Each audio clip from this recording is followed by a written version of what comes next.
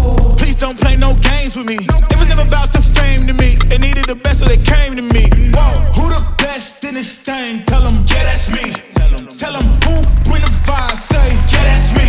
Who make it flip, make it bang. Ooh, yeah, that's me.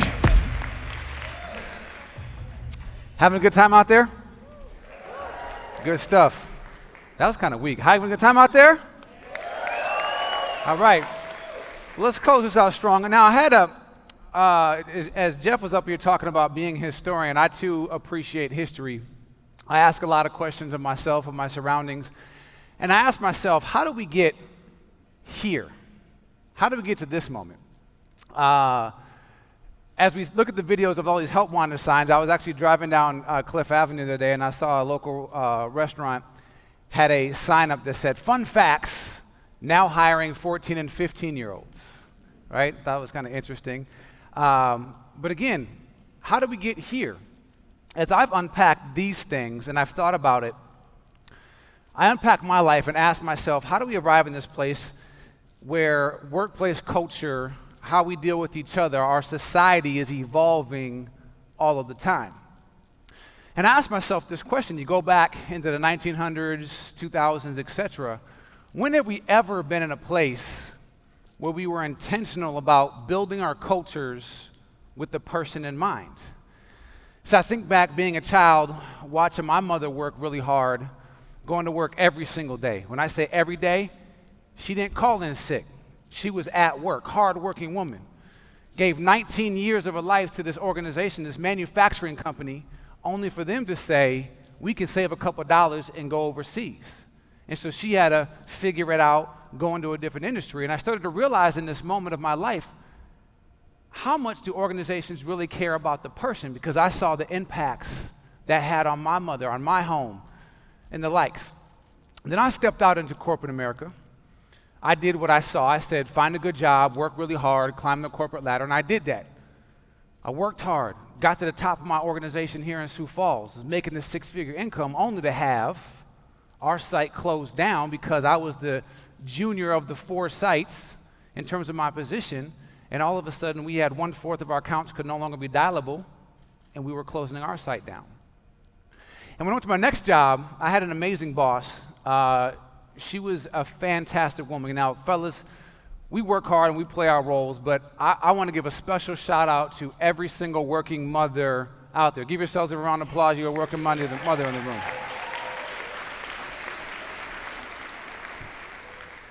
See, I can appreciate that. My beautiful wife is over here.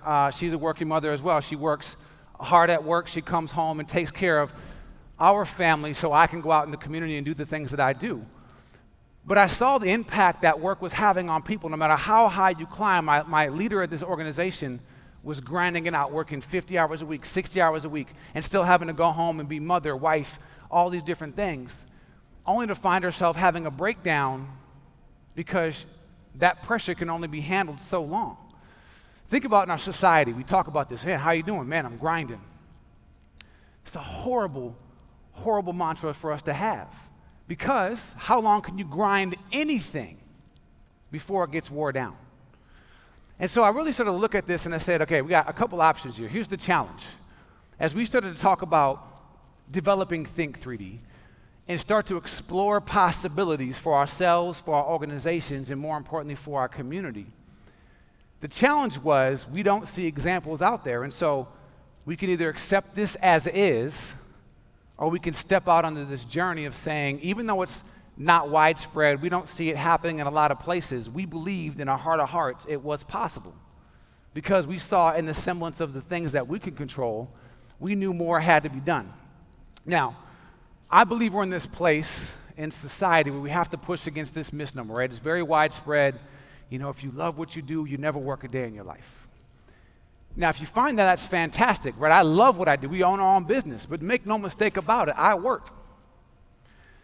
And if you've never been to one of our Power of Culture sessions, we ask this very heartfelt question at the end of our session. We ask, how many people in the room will go back and live the same life their parents did? Full scale, job, marriage, et cetera, et cetera.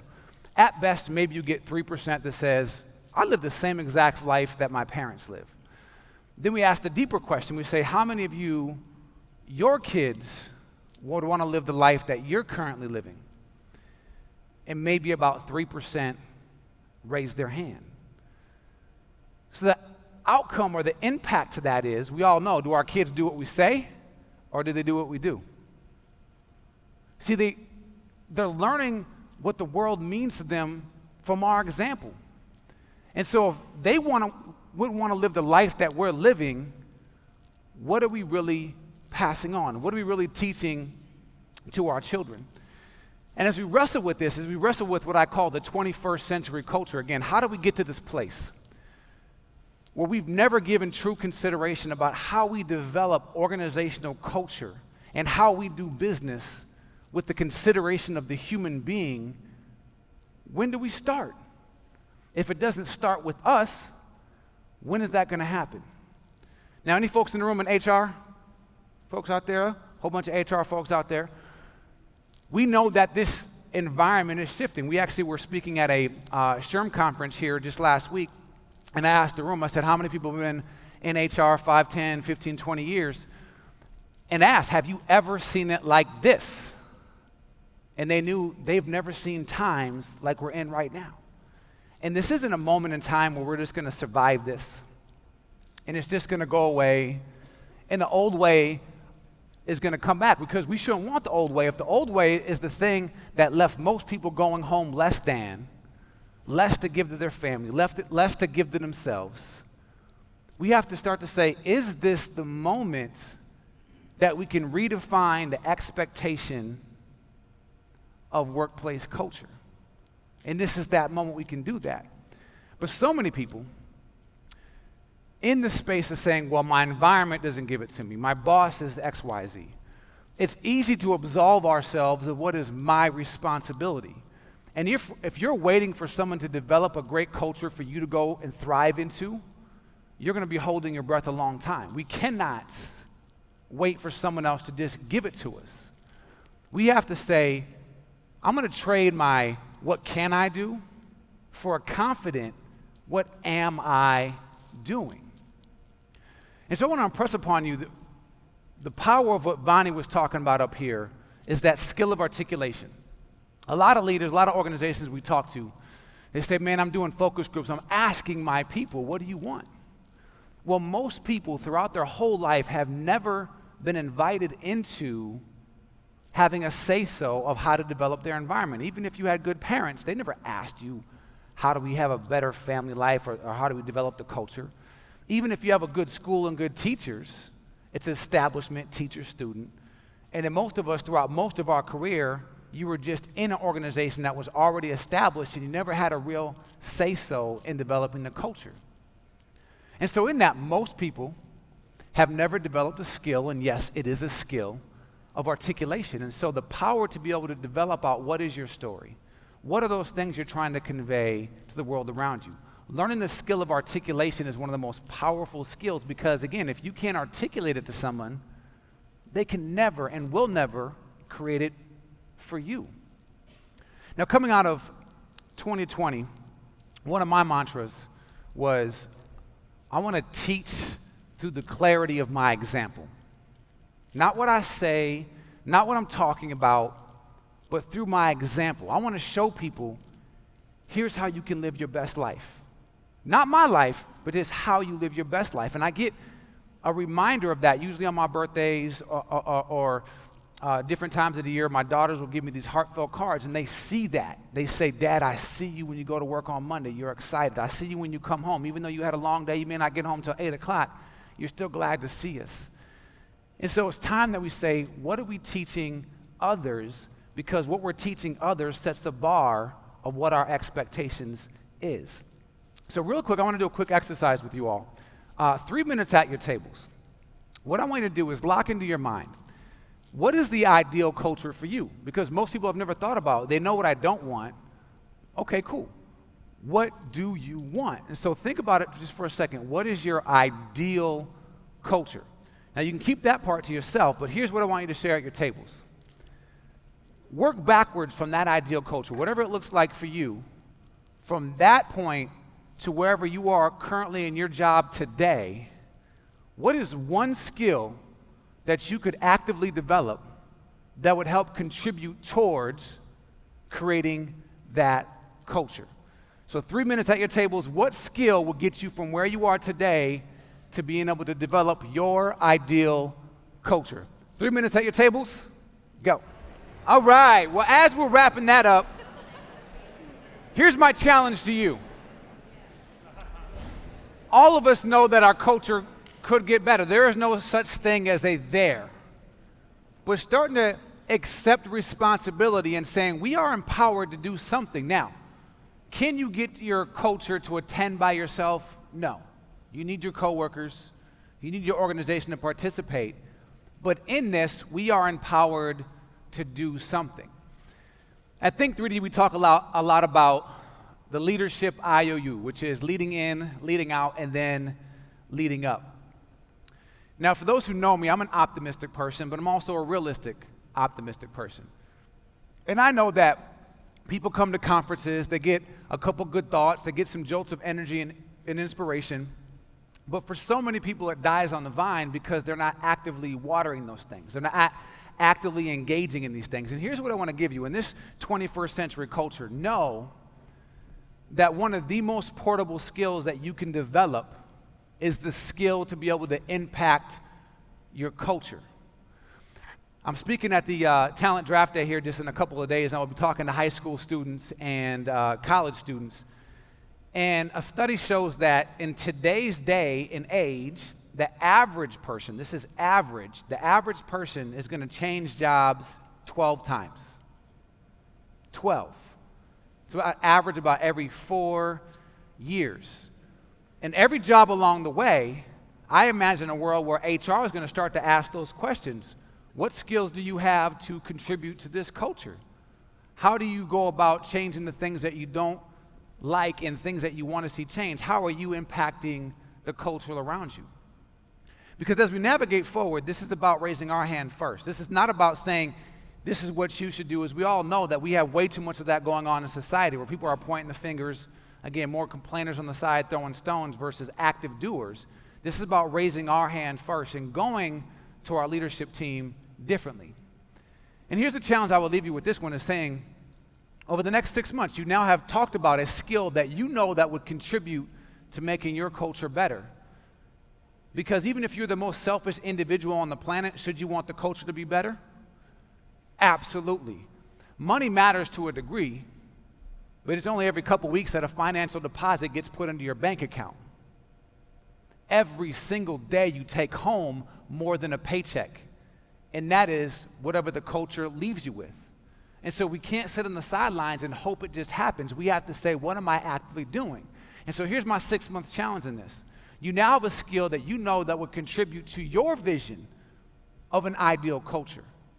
Over the next 6 months, just commit to say, I'm going to work and hone on that skill. If I rated that skill a 1 to 10 and I'm at a 6, I'm going to work to get that skill to a 7 or an 8. And as you actively develop that skill, it's going to contribute to the culture. And then I would ask you as well, as we talk about leadership being influence, think about a coworker or two, someone else in your sphere of influence. Have a conversation with them. Say, hey, what if this was possible? Let's lock arms and let's commit to doing what we can, not complaining about what we can't, but doing what we can, and let's commit together to make this environment just a little bit better. And over that same 6-month time, you've now let in and you let out. Now imagine 6 months from today, you go to your boss and said, I went to this culture conference. There's a guy talking about these things, and I said, here's some things that I can do. And I didn't want to come to you right away. I don't want to come to you saying, here's what I think you should do. I wanted to come to you with evidence. And over these last 6 months, here's what I've done, and here's the changes I've seen happen. Then I grabbed 2 or 3 of my coworkers and said, let's do this together, and here's what we've seen happen. Lead up from that point, because when you give them evidence of here's what's happening, and they still tell you, that's cute, get back to work, now we get a decision to make. And so in this 21st century culture, it's asking ourselves, what can we do about it? But I think as we evolve this and we talk about doing this differently, how do we do this differently? And I believe in the 21st century culture, we have to humanize being human. We have to think about the human being behind the work beyond just the output. Show of hands, how many of you in the room have ever been in a job where you felt like you were just a number? Almost all of us, right? We've all been there where you felt like you were just a number, and it was very apparent. When you think about that space, again, what does that feel like? And we talk about often at Think 3D why we started our business. Our belief statement at Think 3D is we believe we can better the world by improving the way people live through improving the way people work. The average working professional spends somewhere between 50 and 75% of their waking hours at work, going to work, thinking about work, talking about work, decompressing from work, etc. And so if we don't have better cultures, your chance of having a better life is diminished greatly. And as you've seen earlier, and we talked about figuring it out personally, we know in society, a lot of people, we only see the iceberg. I'm fine. It's the put together version. And we know people all around us need lifelines. They need permission to say it's okay that I'm not okay. But we get through because we have to pay our bills. We get through because there's other things that we have to do, and we don't see it all around us. And so my question is, how do we start to normalize being human? To say, again, I need help. Where can I find help? Normalize that conversation. See, we understand maintenance in many degrees. Every 6 months, most of us go to the dentist just to maintain the health of our teeth. Many of us maybe get up in the morning and go work out just to maintain this physical exterior of our body. Every 3,000 miles or so, you take your car in to get it maintenance and get your oil changed. But the most important factor on the quality of your life is what's happening between your ears, this thing called our brain, your emotions, your feelings. And we haven't got to a place in our society where we're normalizing saying, I'm not okay here. Now let's get this straight. In today's society where we have more technology, more stimuli than we've ever had in the entire existence of human beings, I don't care if you said the human being has been around 6,000 years, a million years, whatever that number is, how long you think we've been around as a species, in these last 15 to 20 years, our brain is not developed to handle this much stimuli. And in the midst of that, we're asking our brain and our lives to be optimized, to be your best self. Just figure it out, just be your best self. Can we be honest? That just sounds stupid because we have no pathways of talking about how do we get there. When you're going through real life issues, when you're going through struggles in a marriage, when you're going through struggles at work, who do you talk to? Coworkers, your friends, but not professionals. And let's put this in perspective. It's really the same scale of just because your friends are going through similar issues, like they have some kind of expert advice. That's the same thing as going to your dentist just because he drives a car when you get done getting your teeth cleaned to say, hey man, my car's been making this noise. Can you come out and take a look at it? Not going to work out too well for you. And we have to normalize how we're getting help. So here's my question for you. Are we living the best version of a lesser life? The best version of a lesser life. See, when we came across this country, when people started to settle across this land, right, the reason they stopped here in this area, what did they call them? They called them settlers, right? And again, to sit around in January, February, winters, you have to kind of settle for that, right? That's not warm California, whatever. But we see the semblances of this all around us. We see people that we know more is possible, but we don't see most people striving for that. So let's do a quick case study around here. I want to just show of hands. I can't see a lot of you, but I'm going to show of hands out here. How many of you, on an average Monday, have at least 50% of the people that you talk to sound like this? Man, it's Monday. I'm excited for the week. I'm going to have a great week this week. Show of hands. Anybody? One over here, Ben. Most of us not. What do we hear? What do we hear? It's Monday. Surviving another week. The weekend was what? Too short, right? We're surviving this thing, right? This is what we see all around us. Show of hands, how many in the room feel like your marriage would be considered top 5% of marriages out there? Raise your hand if you feel like top 5%. All right, I see a few in here with your spouse across the table, so smart. Good on you for raising your hand on that one. But very few. Very few. Last case study. How many parents in the room feel like you would be considered a top 10% parent? All right, opportunity. Okay. So let's get this straight. Let's just get this straight.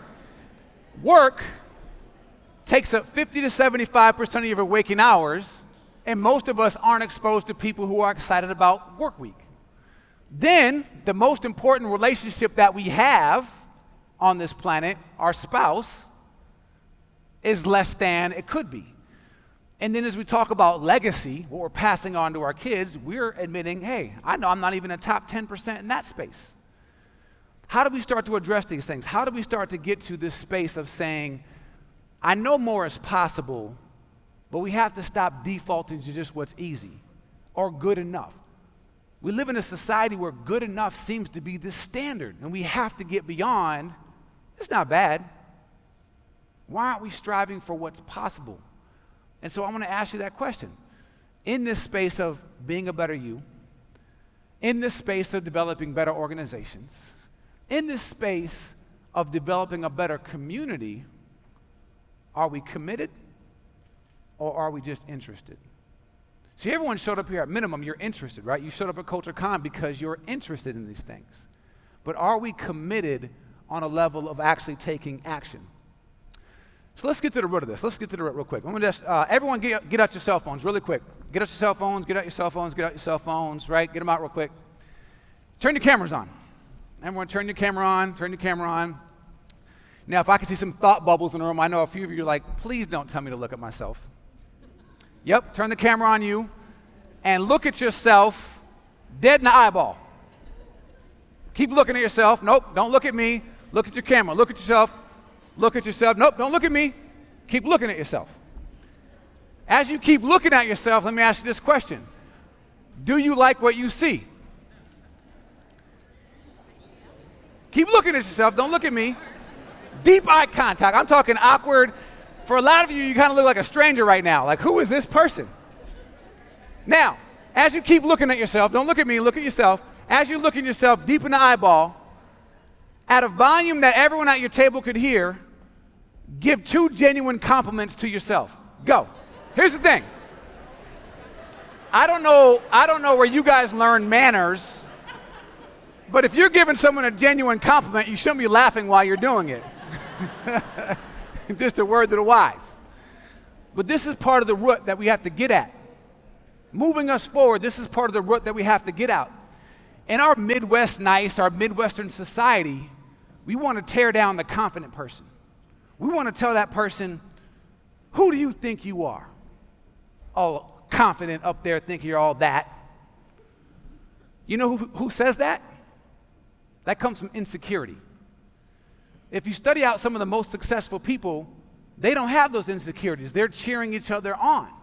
But the deeper question we should really wrestle with is, who do you think that you are? Because whatever you believe about yourself on the inside, and again, you want to talk about the most honest place you can be? Just look at yourself in the eyeballs.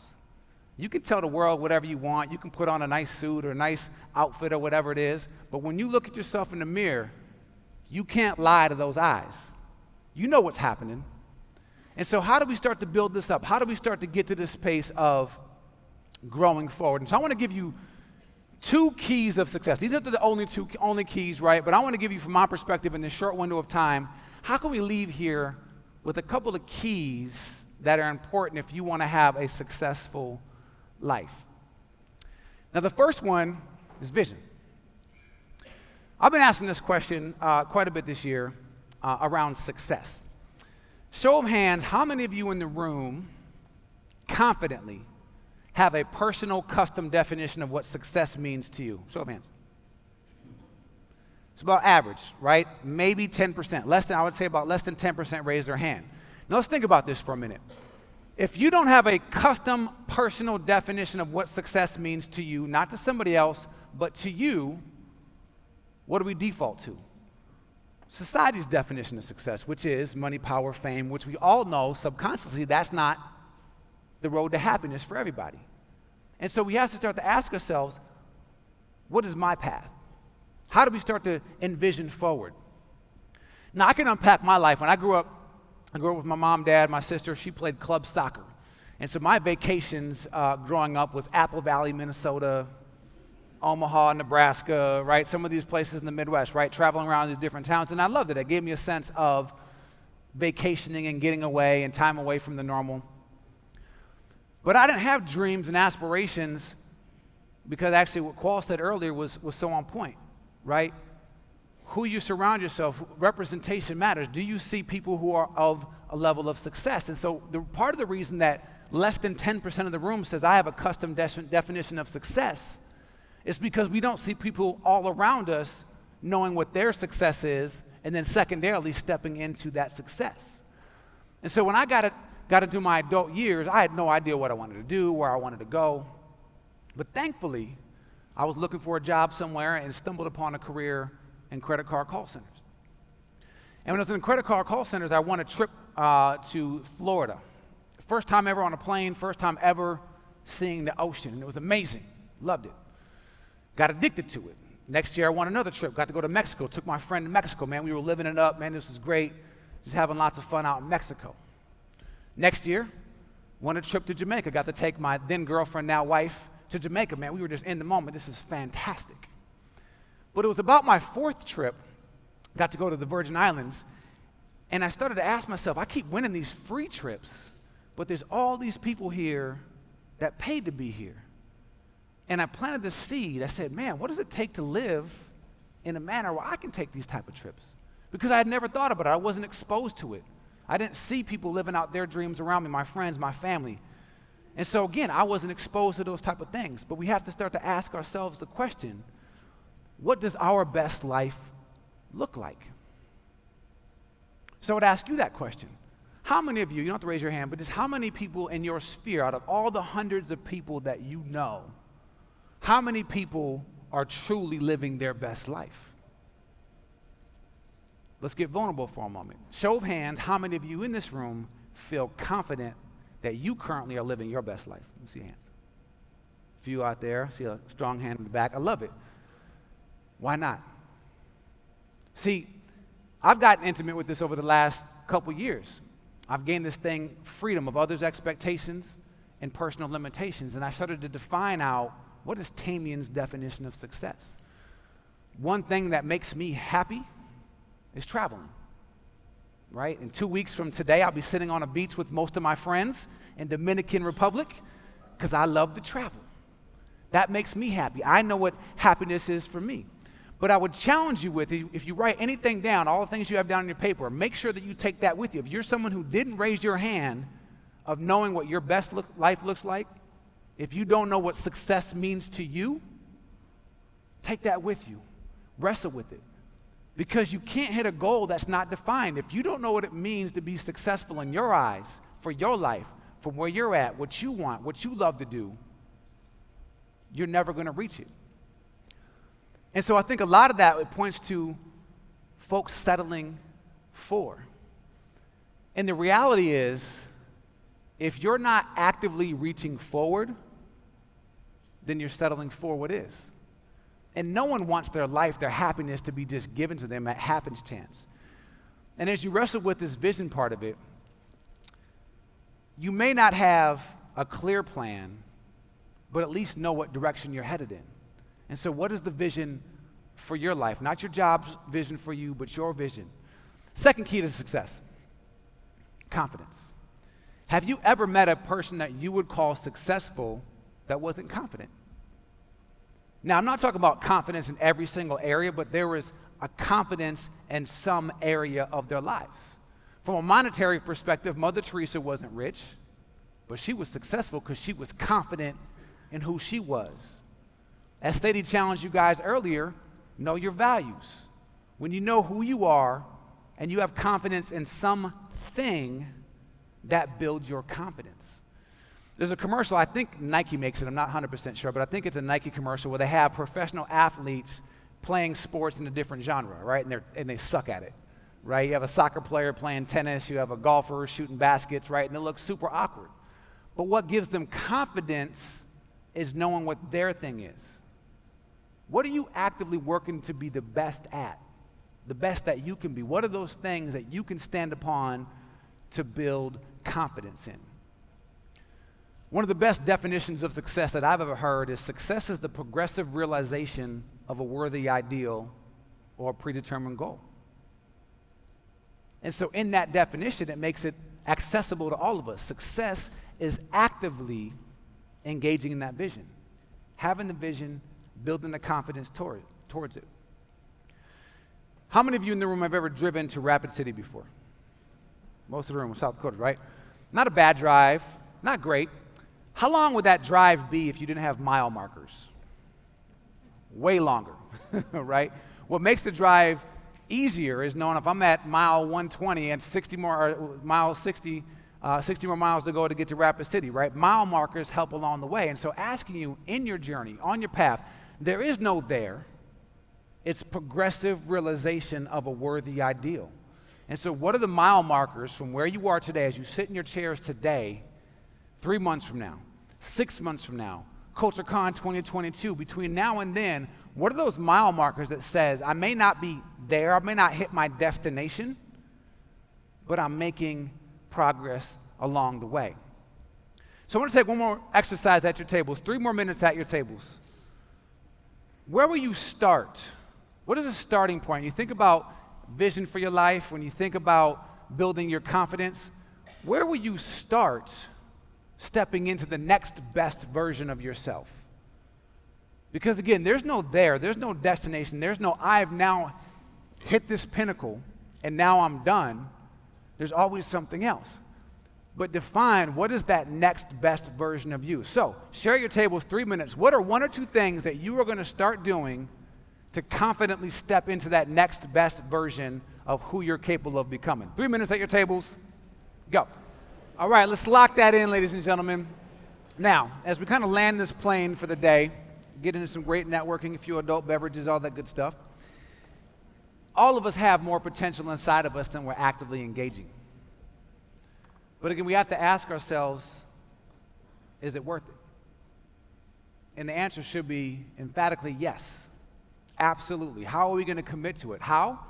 I may not know how, but guess what? We're going to figure it out. So as you think about your higher potential, how do we start to, I heard this speaker talk about future truth. And I thought it was a really interesting concept. He said, you are all currently doing things today that maybe 5, 10 years ago you never would imagine you would have been doing. 10 years ago, I would have never thought I'd be on stage, putting on our 3rd CultureCon, owning my own business, etc. But again, never say never, unless it's running for office. That's something I'll never do.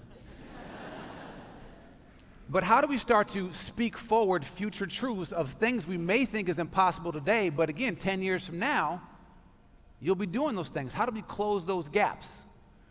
Once you identify the gap between where you are today and where you want to go, how do we start to run after those things, closing those gaps with intention and intensity? To truly realize our potential, we have to have intention and intensity.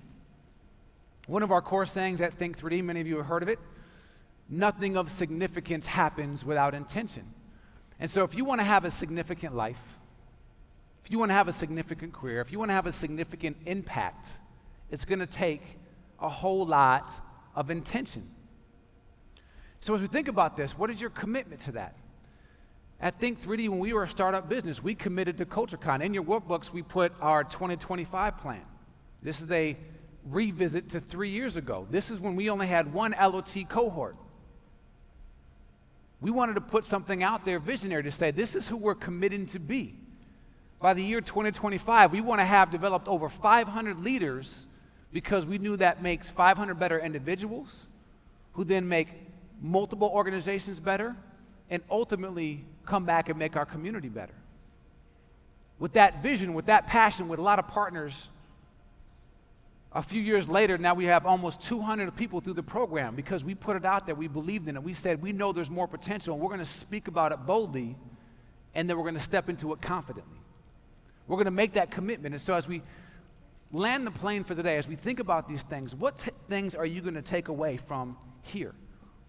Most people just leave these things, the notes, the ideas in your head or in your notebooks. How do we go beyond that to make sure that we're growing into the next level of who we're capable of becoming? Now, friends, I want you all to realize the power of this moment, the power of September 21st, 2021.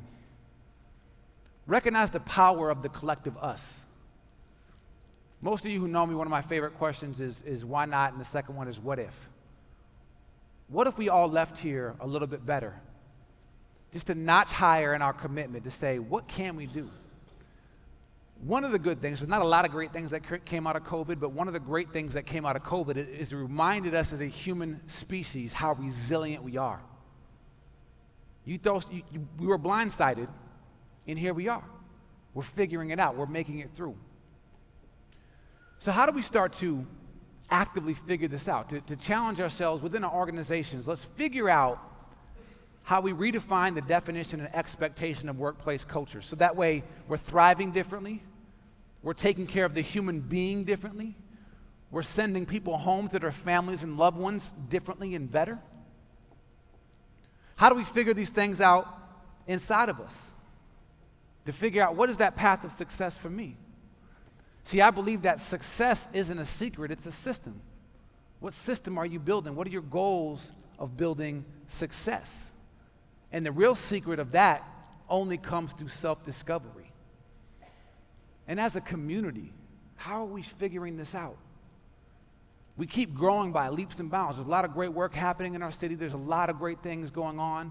But one of the reasons why we want to highlight is some of the other areas that we need to invest in, right? We have a growing population of immigrant refugees coming into our communities. I've been asking this question since the beginning of the year. If our community was a business and our immigrant refugee population was our customer, what grade would we get? And if you're a business, it's not what you think it is. You ask your customer. And if you know anybody in your life who is an immigrant refugee, ask them that question. I've been asking that question, and they say probably a D- or F. Whose responsibility is that? Ours. We have we office out of 8th and Railroad, and we see homeless population, transient population as not something to be dealt with. How do we wrap our arms around individuals and say, I see you as a human being. How can I help? You heard some great stories of our Leaders of Tomorrow Justice Impact Group, and I can tell you, I love all my Leaders of Tomorrow family. Love all of you. We just started our second LOT Justice Impact cohort last week. And I can tell you the hunger for this possibility of what's better is just insatiable. They're hungry for something different. And they're not different. They're like all of us. They want the same things we want. They want a safe community. They want prosperity. They want to be the best version of themselves. How do we wrap our arms around every part of our community? And though it's hard, we're going to figure it out. And so I love this quote, if you can see it in your mind, you can hold it in your hand. So as you think about the vision for your company, for yourself, for our community, I challenge you to hold on to that vision. See it, speak it, believe it in your heart, and then step in to being it. And so last, before I land this plane, I want to give 5 quick shout outs just to make sure I acknowledge these things. Because again, today is a special moment. I'm excited about this energy, this momentum, and it won't be happening or won't be possible without so many people. So first, I'm going to give 5 shout outs. The first one, I want to give a shout out to all of our sponsors. Let's give them a round of applause.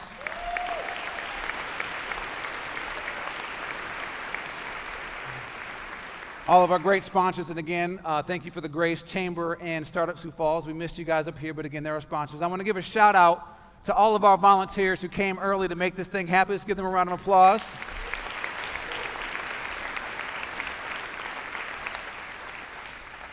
Third one, our partners in this, Pinnacle, all this great work, the lighting, these things are phenomenal. If you have an event and you're not going with Pinnacle, you're just not making the right decision. I'm just saying, let's give them a round of applause.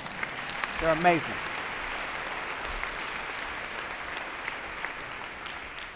Second to last, our team. All these videos, all this content, Antonio and Tommy are amazing. They do phenomenal work, and I want to give a shout out as well to Bree and Dan, all the hard work. They were up here till 10, 11 o'clock last night. Give them a round of applause.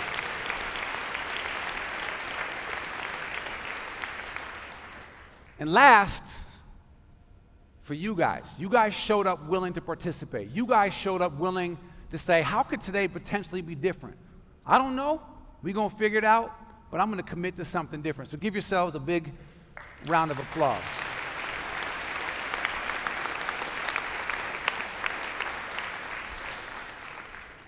And so one thing that I'm excited about is as we wind up for today, the future belongs to those who create it. If we're sitting on the sidelines waiting for someone to create it, there's only so happy we can expect to be. There's only so much expectation we can have in terms of our success. But the future belongs to those who create it. Now, 2 quick challenges I want to leave you here with today. In the back of your workbooks, there's a couple things. One is some journal space. I'm going to challenge you to Google the power of journaling. The average individual has about 60,000 thoughts a day. So if you're just thinking positive thought, that's great, but you have 60,000 to compete with. Now, verbalizing is a step better because you only say a couple thousand words every single day. So every positive word that you say is impactful. But if you really want to get to some depth, start writing it out because we only write a few hundred words every single day. And so in the back of your workbooks, between now and the end of the year, there's space for 1 week at a time.